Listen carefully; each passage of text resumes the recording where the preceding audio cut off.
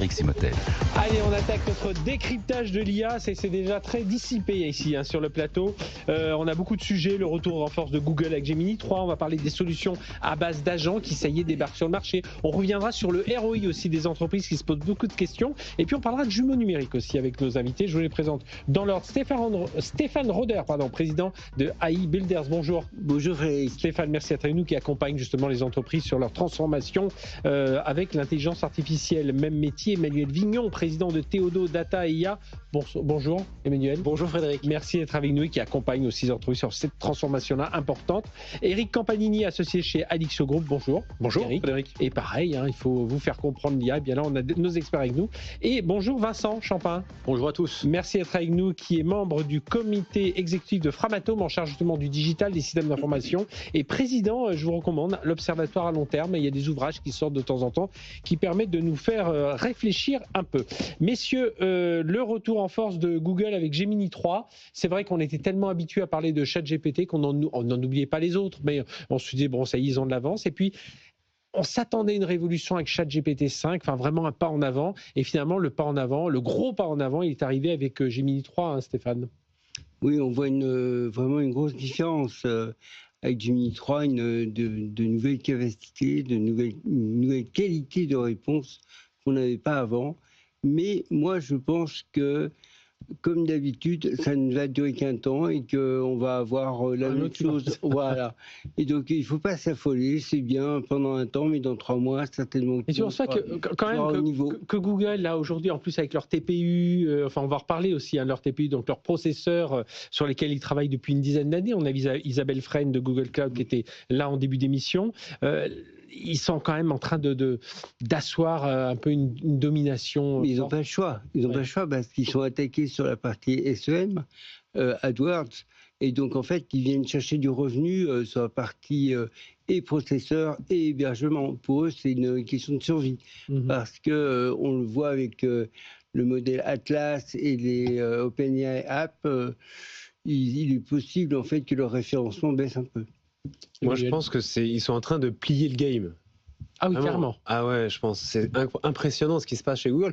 Il faut quand même pas oublier que le papier scientifique qui a donné naissance aux Transformers, qui est donc l'architecture algorithmique sur lequel sont basés tous les LLM. Le T de GPT, oui. Voilà, exactement, le T de GPT. Le papier s'appelle Attention is all you need. C'est des équipes de DeepMind qui l'ont sorti. Donc, ils étaient déjà très en avance. Certes, ils se sont fait rattraper ils se sont fait doubler par OpenAI. Ils sont sans doute surpris de la sortie grand public, un peu de ChatGPT. Mais là, il y a toute une machine incroyable qui gère toute la chaîne de valeur. C'est-à-dire, tu citais les TPU tout à l'heure, mais les TPU, c'est une diminution du coût de l'inférence de 50% par rapport à ce que fait Nvidia sur les H100. Donc c'est extraordinaire. Et ils vont être capables de créer tout cet écosystème-là. Moi, je pense que la sortie de Gemini 3, c'est un moyen, c'est le bon moment de changer de modèle, si j'ai envie de dire. Vincent. Justement, là, je pense qu'on est en plein dilemme de l'innovateur. C'est-à-dire, qu'est-ce qui se passe en décembre 2022, ChatGPT sort, code rouge, c'est Google. C'est-à-dire qu'ils sont à la ramasse. Ah oui, Sundar Pichai avec Bard, ça fait rigoler tout le monde. D'ailleurs, on ne s'en souvient plus. Là, novembre, aujourd'hui... Rappelons qu'Elon Musk voulait même tout bloquer. Il dit qu'il faut faire un moratoire, on va trop vite. Novembre 2025, ils sont meilleurs. Alors, pour bien s'en rendre compte, il y a une carte qu'on publie régulièrement sur www.longterme.org où on met tous les modèles sur 2 axes. Un, le coût par million de tokens. 2, le niveau de performance. Et on voit qu'ils ont plié le game, c'est-à-dire qu'immédiatement, il y a des dizaines de modèles qui sont hors du marché, parce qu'en gros, à $5 par million de tokens, on a le meilleur du meilleur aujourd'hui. Et quand on regarde effectivement en dessous, ils sont meilleurs dans le software. TensorFlow, c'est sorti de ces jeux, et les LLM aussi. Le hardware, leur TPU, c'est un coût tout compris, énergie compris, qui est jusqu'à divisé par 5 par rapport à ce que fait Nvidia. Ils ont même dit que Gemini 3 avait été majoritairement entraîné, pas totalement entraîné, totalement inféré. Et puis dernier point, et l'intégration, c'est-à-dire que l'agentic, le protocole agent to agent, il vient de chez Google. Donc on voit qu'effectivement, ils prennent l'ensemble de la chaîne. Et la question, est-ce que ChatGPT peut faire à Google ce que Google vient de leur faire? Est-ce que maintenant ChatGPT peut rattraper? Est-ce qu'ils ont les moyens? Est-ce qu'ils ont la profondeur? Est-ce qu'ils ont le nombre de personnes? Ça reste à démontrer. Et puis rappelons aussi leur atelier de développement, la Antigravity aussi, qui marque des points. Eric. Oui, alors déjà, enfin, Oui. Effectivement, on l'attendait. La logique d'intégration que vous avez évoquée tous les deux, quand je mets les différentes couches, j'ai un modèle intégré, une vraie alternative. Je ne suis pas sûr effectivement qu'on ait un retournement aussi rapide que ça. Je pense que ça va marquer véritablement l'année 2025. Et après, la grande question, c'est Nvidia.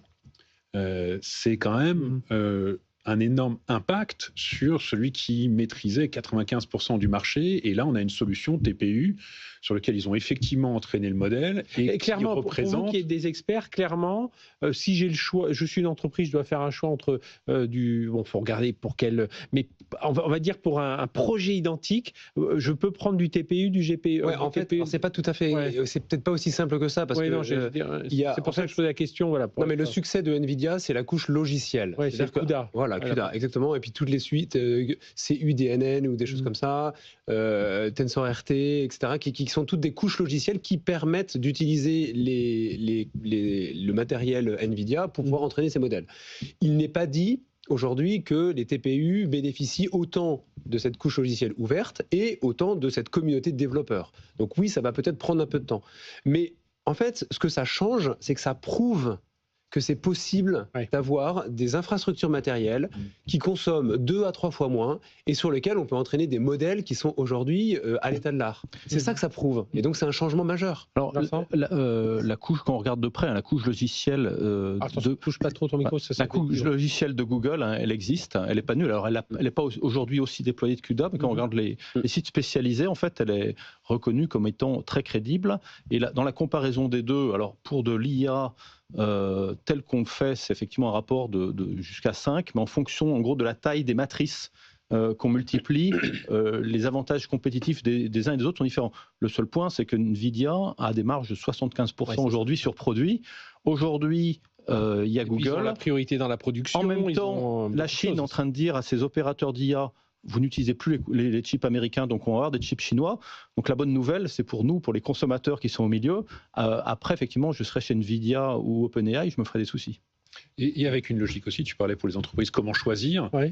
En fait, aujourd'hui, il faut éviter de faire un all-in sur une des technologies en particulier. Un peu comme le cloud, là, on essaie d'avoir ça évolue tellement vite en termes de coûts, en termes de fonctionnalités. Et après, la bonne nouvelle, c'est ce que tu évoquais, c'est qu'enfin, on commence à parler de quelque chose qui est moins énergivore, ce qui est quand même plutôt une bonne nouvelle pour la planète. Ouais. Et il faut quand même mentionner que AMD existe déjà. C'est-à-dire qu'aujourd'hui, tu as déjà le choix quand même. Tu peux utiliser aussi les cartes d'AMD. Tu as AWS qu'on attend quand même, avec Trainium. Là, Microsoft qui a ses NPU aussi. Alors peut-être c'est NPU. Voilà, n'oubliez pas les Chinois. Huawei fait des choses. Il y a des choses qui apparaissent qu'on ne voit pas encore. On les voit un peu moins. C'est vrai. Alors, tiens, en parlant de Chinois, j'ai beaucoup de patrons du digital, de grandes entreprises qui me disent de plus en plus, ils utilisent beaucoup Qwen. Celui d'Alibaba. Là, il est en train de il marche bien, et notamment dans le développement logiciel, il marche pas trop mal. Sachant quand même que depuis 5 ans, on a vu pratiquement une dizaine de microprocesseurs GPU d'une nouvelle génération encore meilleure que tout ce qu'on voit, partir à la casse parce que le stack n'était pas déployé. Il faut voir que 90-95% des stacks aujourd'hui des entreprises, c'est du CUDA. Et donc, faire revenir en arrière, changer tout d'un coup, c'est pas si évident. Il y a deux types d'acteurs. Il y a ceux effectivement qui vont développer le stack eux-mêmes, et puis il y a tous les besoins d'inférence. L'utilisateur, lui, il fait tourner son modèle, et de l'open source qui tourne en SaaS chez quelqu'un qui s'est occupé de tous ces problèmes logiciels, ça lui va tout à fait. Donc peut-être pas pour ceux qui bricolent eux-mêmes la stack de bout en bout, ceux-là sont quand même assez peu nombreux. Pour le client moyen, c'est une bonne nouvelle. Alors, la meilleure nouvelle, ce serait que maintenant, demain, il y a un modèle open source qui sorte et qui soit au même niveau. Et là, c'est la fiesta pour les consommateurs. Bon, on va suivre ça. Je voulais qu'on passe au deuxième sujet. C'est toi qui l'avais proposé, Stéphane. C'est les solutions à base d'agents only qui débarquent sur le marché avec un Français d'ailleurs, qui est Bilabex. Oui, Bilabex. Donc, une très bonne nouvelle. On voit une solution. Faire du recouvrement et reproduire un processus très complexe finalement, le recouvrement avec toutes ces étapes, avec non pas des LLM mais des SLM spécialement conçus pour chacune des tâches. Et finalement, c'est une excellente nouvelle parce que on voit là l'arrivée en fait de solutions basées sur des workflows complexes dans lequel il y a beaucoup d'agents, beaucoup d'agentique, et ça présage en fait de ce qui va arriver en fait dans Tu l'entreprise. dis qu'on est en train de voir naître cette industrie de l'agentique. Exactement. C'est ça. On voit arriver des solutions verticales pour des métiers d'entreprise. Et c'est l'arrivée d'un nouvel écosystème en fait de solutions non plus basées sur de la programmation linéaire, mais sur des workflows avec de l'agentique, avec des SLM. Et encore une fois, la preuve que cette technologie marche à l'échelle sur des workflows complexes et qu'on va être capable en fait d'amener ça au fur et à mesure dans l'entreprise, sachant que on va avoir une vraie industrie en fait de la composition des SLM, parce qu'il faut être capable en fait de programmer ces petits modèles, de les amener sur une expertise. Et on voit des sociétés comme Probayes, par exemple, du groupe Docapost, du groupe Docapost, en fait, se spécialiser sur cette partie. Et de l'autre côté, on voit des solutions les utiliser. Donc on est à l'aube en fait d'une vraie révolution. Et donc ils vont utiliser ces petits SLM, enfin ils vont les développer carrément ces SLM. Bah oui, en fait, ils les prennent. C'est vrai qu'il y a 400 ou 500 personnes. Oui, mais ils prennent en fait des SLM déjà open source. Oui. Et après, ils fine-tune, ils distillent, ils font plein de trucs. Ce qui est intéressant, effectivement, on voit émerger ce marché-là. Les solutions, elles existent déjà 2023, 2024. On parle de Bilabex, il y a aussi Devin sur le coding. Oui. Il y a aussi Emma.ai, qui est extrêmement intéressant dans le domaine des RH, pour l'onboarding, l'offboarding. En fait, ça pose deux sujets. La preuve que fait Bilabex, c'est que ça rapporte. Je crois il y a à peu près 15 millions d'euros recouverts, de recouvrement par mois. Donc il y a un vrai résultat. Donc ça c'est très bien. Maintenant ça pose une question d'éthique. C'est-à-dire à partir du moment où je délègue complètement un agent IA, comment est-ce que je m'assure que ça n'hallucine pas, qu'il n'y a pas un certain nombre d'erreurs? Regardez ce qu'a fait Anthropic en mai 2025 sur des données de santé. Ils ont volontairement falsifié des données, ils l'ont donné au modèle, et le modèle a découvert qu'il y avait des données falsifiées. Mais de lui-même, a contacté le régulateur, la FDA, et a commencé à jouer sur les différentes dimensions. Donc, il y a comment est-ce qu'on contrôle tout ça au niveau de l'entreprise. Et après, il y a une vraie question sur les compétences, parce qu'on voit aujourd'hui les entreprises qui disent, il y a une étude IDC qui vient de sortir, 91% des entreprises considèrent que le rôle même dans l'entreprise est en train de changer, pas seulement les compétences. Et donc, ça veut dire qu'aujourd'hui, on va remplacer effectivement un certain nombre de personnes. Comment est-ce qu'on le fait? Déjà, chez les codeurs, il y a une hybridation du travail du codeur qui faisait du code, du test, du déploiement. Test et déploiement hyper bien géré par l'agent IA, la position du codeur devient complètement différente. Emmanuel, ce que j'aime bien dans l'histoire de Bilabex, c'est que ça... Acteur français, je le rappelle. Acteur français. En fait, ça remet l'IA dans un sujet métier, avec de la valeur derrière. Et donc, on peut avoir des indicateurs qui ne sont pas uniquement sur le coût par token ou par million de tokens, qui sont intéressants pour essayer de comprendre fondamentalement les couches basses. Mais là, on va avoir des choses plus X% de recouvrement ou moins Y jours de DSO. Voilà, des choses comme ça. Ça, c'est des choses qui sont extrêmement concrètes. Et le deuxième chose aussi que ça probablement va changer dans la manière dont on construisait ce type d'outil, c'est que comme on a un agent qui est une entité agissante, on est peut-être moins obligé de lui dire « fais ceci, fais cela », mais on va plutôt lui programmer des politiques. En fait, on va lui dire, par exemple, pour ce type de client, ne dépasse pas N relances. Et si tu dépasses X relances, adopte un ton plus conciliant, etc., etc. Et donc, c'est une manière un peu différente dont qu'on va utiliser pour pouvoir entraîner et programmer ces applications métiers. Et ça, je trouve ça intéressant, en fait, en termes de changement et de shift. Je pense que c'est intéressant aussi en termes de compétences, être capable de mettre au point en fait ces modèles et ces workflows avec différents modèles. Ça demande en fait un retour de la data science, un réel retour. Donc les data scientists qui avaient tendance à un peu s'ennuyer là depuis la sortie de ChatGPT et l'oubli du machine learning, là pour le coup ils vont être vraiment mis à contribution parce que comme c'est des solutions qui sont vendues sur le marché, elles doivent avoir un taux d'erreur qui est acceptable. Et donc, il va falloir les mettre au point. Oui, et ça, c'était mes deux remarques. La première, c'est qu'on reste quand même dans une catégorie de workflow peu critique. C'est-à-dire que si on envoie une relance de trop à quelqu'un, c'est pas grave. C'est pas comme si l'agent faisait des chèques. Et le deuxième point, c'est que du coup, le rôle des salariés change. C'est-à-dire qu'ils passent membre d'un orchestre à chef d'orchestre de robots IA. Et donc ça enrichit le métier, mais effectivement, il y en aura moins. Mais on reste quand même dans une catégorie, les chatbots, les workflows simples, peu critiques, qui est quand même, on voit bien que c'est le sweet spot aujourd'hui des agents. Nous, on voit en fait des agents, quand on les intègre dans l'entreprise, on voit en fait des collaborateurs revenir sur leur expertise. C'est-à-dire que l'agent fait une chose, disons, moyenne, mais quand on rentre dans l'expertise pure et dure, c'est l'humain qui reprend. Et en fait, au lieu de faire des clics et des copier-coller, pour le coup, il fait vraiment son métier. Oui. Alors, avec une question sur les managers. Et sur le rôle du manager, c'est Benioff en décembre 2024, d'ailleurs il y a un an jour pour jour, qui disait on est probablement les derniers à avoir managé uniquement des humains. Oui, et là il va falloir que j'apprenne à manager des humains, des agents IA, équilibrer les choses, faire dialoguer les uns avec les autres.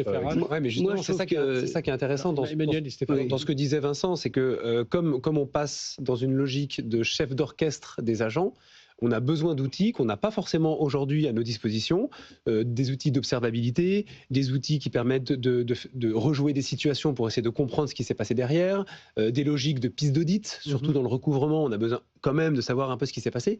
Et autant ces outils-là et ces manières de travailler, elles étaient bien calées quand on n'était que entre êtres humains, mais demain, quand on est avec des agents, il y a des choses qui sont à réinventer. On va parler probablement de Agent Ops, comme on parlait de DevOps, des choses comme ça.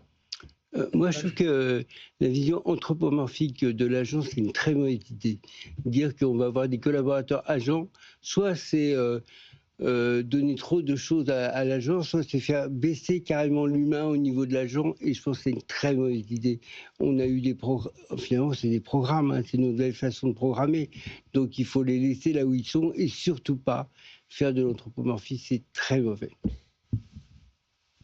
C'est pas tellement une question d'anthropomorphisme, c'est une question de répartition en tant que manager de ce que tu confies ou à la machine. Oui, mais ça a toujours été avec l'informatique. Je ne dis pas que c'est nouveau, je dis simplement que la proportion est nouvelle et ce qui change, c'est effectivement de pouvoir gérer des processus de bout en bout en autonomie. C'est ça qui change en fait. Oui, mais surtout, on va séparer les tâches très mécaniques, c'est là effectivement on peut et on doit les donner à des robots, aux tâches un peu plus subtiles d'orchestration, d'architecture.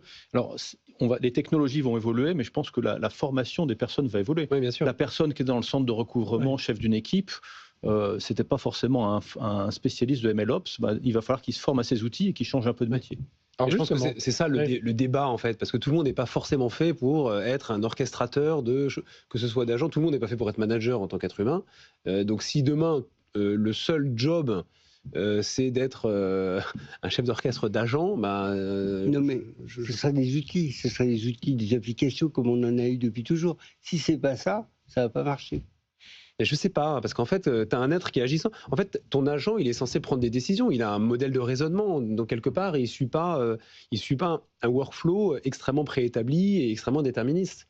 Donc, à un moment donné, il va y avoir des comportements de l'agent qui n'ont pas forcément été prévus initialement et qu'il va falloir sur lesquels l'être humain le manager d'agent, le chef d'orchestre d'agent, devra se positionner en disant c'est légitime ou c'est pas légitime. C'est ce qu'on appelle le maintien en conditions intelligentes.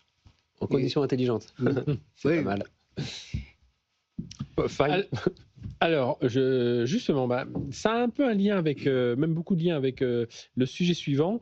Je voulais proposer ce matin, parce que c'est un article qui est sorti dans Les Échos là, ce lundi. Alors, suite à Adopt.ai, puisqu'il y a eu plusieurs témoignages. Vous savez, Adopt.ai, c'était un grand événement qui a eu lieu à Paris, c'est la semaine dernière. Et autant on avait eu l'AI Action Summit en février, c'était des hommes d'État, des institutionnels. Autant là, on a eu beaucoup de patrons, et de très grands patrons d'entreprises qui sont venus parler de leur adoption de l'IA. Et là, c'est un article des Échos qui est sorti ce matin qui disait IA, les banques soupèsent désormais le retour sur investissement. Elles ont une approche visiblement assez pragmatique, c'est ce que dit l'article, à travers des témoignages donnés par Yves Tirode, qu'on aura ici au mois de janvier, donc le patron du digital de la banque BPCE.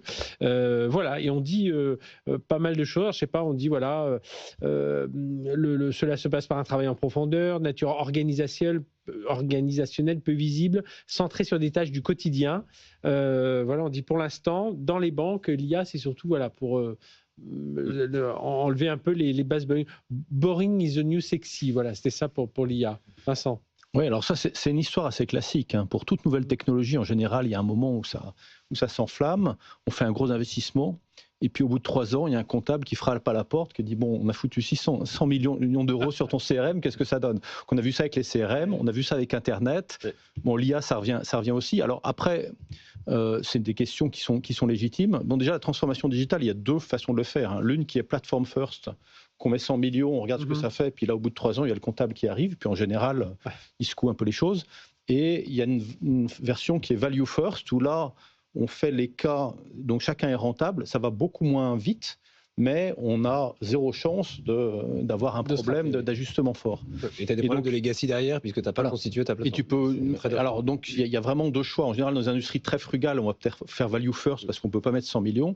Et dans les entreprises qui sont très orientées communication, on annonce un énorme partenariat avec Microsoft ou Google, on met de l'argent, puis on voit ce qui se passe derrière. Alors, sur la question de ROI, je rappelle quand même que c'est une question, c'est le fameux paradoxe de Solow. Hein, on voit l'informatique partout, sauf dans les chiffres de productivité. Ouais. On commence à le résoudre un peu pour l'Internet et l'informatique, hein, après 30 ou 50 ans de vol. Et alors, ce qu'on voit, c'est que, par exemple, la vitesse de diffusion de ces technologies étant super aux États-Unis, c'est probablement ça qui explique un écart de productivité chez eux. Mais on le voit vraiment à un niveau très macro et pour des technologies d'il y a 30 ou 40 ans. Donc, je pense que ce débat-là, en Europe, hein, il est encore largement devant nous et que la bonne façon, en tout cas, quand on est dans une entreprise, d'y veiller, c'est de faire attention au I. Donc, je renvoie à ma carte des modèles. Hein, oui. Un niveau de performance donné, vous avez un écart de 1 à 100 en fonction du type de modèle que vous prenez. Donc, il faut sans arrêt arbitrer sur quel est le dernier modèle. Et en général, d'ailleurs, avoir une architecture, vous avez un frontal qui choisit les modèles et les utilisateurs qui font confiance au frontal. Et puis, le deuxième question, c'est de bien prioriser les cas. On voit qu'il y a des points qui sont dans le sweet spot de l'IA qu'on évoquait tout à l'heure, c'est très rentable. Il y en a d'autres dans lesquels une entreprise doit investir. Par exemple, le cas de l'ingénierie avancée chez nous, même si la maturité se construit progressivement, parce que c'est tellement game changer qu'on ne peut pas avoir le choix. Et puis entre les deux, il faut faire très attention. Emmanuel ? Ouais, moi je suis assez critique sur. Assez critique. Le ROI, on en a besoin. C'est toujours important pour essayer de savoir où est-ce qu'on va, mais c'est pas un oracle non plus, c'est pas parole d'évangile, c'est pas juste partout. On sait que c'est difficile de mesurer la valeur, et donc voilà, je pense qu'on en a déjà parlé plusieurs fois. Je suis pas certain qu'on trouve des choses fondamentalement nouvelles dans les mois à venir sur la partie ROI. Sur la seconde partie, le fait que les cas d'usage soient des cas d'usage très administratifs et tout ça, en fait, moi, ça me choque pas, quoi. Au contraire, je préfère que l'IA fasse des choses qui sont pas très marrantes pour nous, êtres humains, plutôt que justement on fasse des trucs sur lesquels ce soit amusant. La seule crainte que ça m'évoque, c'est que si on enlève toutes les couches basses administratives, c'est des opportunités de complexifier le monde encore un peu plus. Et est-ce que on peut, avec ces technologies-là, à un moment, dans l'article, il est dit, au-delà, les banquiers estiment que les progrès de cette technologie, donc l'IA, vont leur permettre d'atténuer la lourdeur de leurs systèmes informatiques, legacy. Oui. Alors, on le voit. Alors Stéphane et puis Vincent. Oui, on le voit. En fait, il y a un vrai impact de l'IA sur la DSI. D'abord, en fait, les métiers qui, eux, veulent des agents doivent avoir une DSI qui est agentic AI ready, donc qui est prête. Et une fois que cette DSI est prête, elle peut l'utiliser pour elle-même. Oui. Et en fait, le fait d'avoir une forme d'APIisation en fait, de ces systèmes avec MCP, tout ce qui va venir derrière comme standard, et cette capacité à utiliser des agents, eh bien, on est capable en fait, de réinventer les métiers de la DSI, ses process, même de re-regarder les applications. Comment vont se transformer les applications qui sont aujourd'hui très monolithiques et qui peuvent se transformer en ce qu'on appelle des macro-services. En fait, on découperait les applications par tranche. Mais ce n'est pas forcément une simplification, du coup. C'est un changement. Je connais ta théorie. Mais quand même, on va chercher de la productivité. Et c'est ça qui est important. Ça va complètement remodeler les DSI. Et justement, il y a une nuance importante, c'est que digitaliser, ça n'apporte pas de la simplicité en soi, ça peut être même pire. C'est-à-dire que si on digitalise le MUDA, on va cristalliser dans un investissement informatique important des choses qui marchent mal. Donc oui, l'IA apporte des briques qui permettent de mieux urbaniser, mais bien urbaniser, architecturer, ça c'est une tâche qui reste encore éminemment humaine. et il y a énormément de boulot à faire. Alors, c'est l'objet de mon dernier papier dans les Échos. Regardez une carte de Manhattan, vous verrez que le sud de Manhattan, c'est plein de petites rues emberlicotées qui sont très compliquées. Le haut de Manhattan, c'est des rues complètement qui se croisent à angle droit numérotées. Et entre les deux, c'est la planification urbaine qui s'est mise en place. Là, dans un système informatique, c'est la même chose. C'est-à-dire que le fait de correctement architecturer, d'avoir des choses simples, des choses qui sont pensées simples, ça doit être fait avant la digitalisation. Et la digitalisation, j'allais dire... mécanique, elle peut empirer ou cristalliser des choses qui seront encore plus difficiles à casser quand on aura investi 100 millions dans un logiciel sur un processus qui est mal goupillé. Il y a une question de simplification. Enfin, tu parles de la banque. Là, l'article ciblait principalement les banques. Et tu as cité la BPCE qui est très en avant sur ces sujets. Il y a pas de BNP, ici, Société Générale. Et le point aujourd'hui, c'est que les chiffres de ROI qu'on a dans le domaine bancaire viennent surtout des États-Unis, sur un modèle beaucoup plus dérégulé que ceux qu'on a aujourd'hui. Et donc, il y a une simplification du SI, mais il y a aussi une simplification de la réglementation qui fait qu'il y a une lourdeur mécanique qui s'impose sur les épaules des dirigeants des banques que tu as citées là. Derrière, il y a ce qu'apporte l'IA, effectivement, qui peut simplifier le modèle, qui peut porter un certain nombre de processus. On a parlé des compétences. Il y a un vrai travail de strategic workforce planning, de se dire qu'est-ce que je fais des équipes que j'ai en place, notamment dans les banques, et comment est-ce que j'accompagne cette déformation du modèle avec des métiers qui vont disparaître, des métiers qui vont évoluer. Et donc, l'enjeu, au-delà de la technologie, on a vu que les logiques AI first ne marchaient pas, parce qu'il y a une vraie demande de relation client, une dimension humaine. La question, c'est qu'est-ce qu'on fait des équipes qui sont en place et comment est-ce qu'on assure le maximum de mobilité sur des transitions douces, des transitions justes dans l'organisation. Oui, non, mais je suis d'accord avec toi. On revient sur le sujet de la transition des métiers.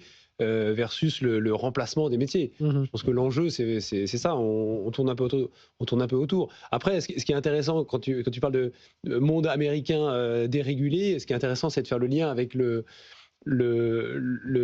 digital omnibus là, qui vient de sortir et qui allège un petit peu la pression réglementaire sur l'AI Act. Je ne sais pas si tu veux... C'était l'un des sujets... Dis-nous un mot, Voilà, il y a le 19 novembre, la Commission européenne qui a un peu reculé sur l'AI Act.